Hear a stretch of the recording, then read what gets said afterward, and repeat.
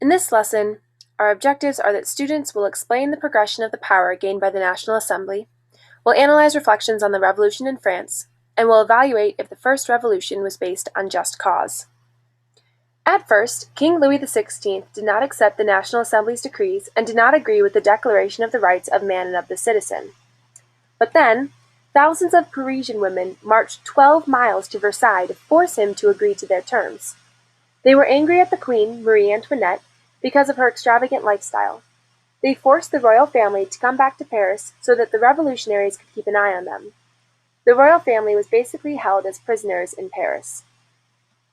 The National Assembly ruled for about 2 years and championed the phrase liberty, equality, fraternity. Some of the first big changes happened in the church. The church came under the control of the state. They sold off church lands to pay off debt.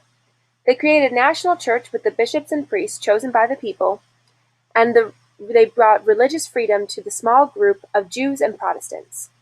Next, they brought changes to the political system. France became a constitutional or limited monarchy. The Legislative Assembly created the laws. Men over 25 who paid taxes could vote for the Legislative Assembly, and everyone else was a passive citizen. The next big changes came in economics. The National Assembly brought increased trade within France by eliminating monopolies and guilds. Then, people could pursue the jobs they wanted. However, this did not bring a lot of change as far as food prices were concerned.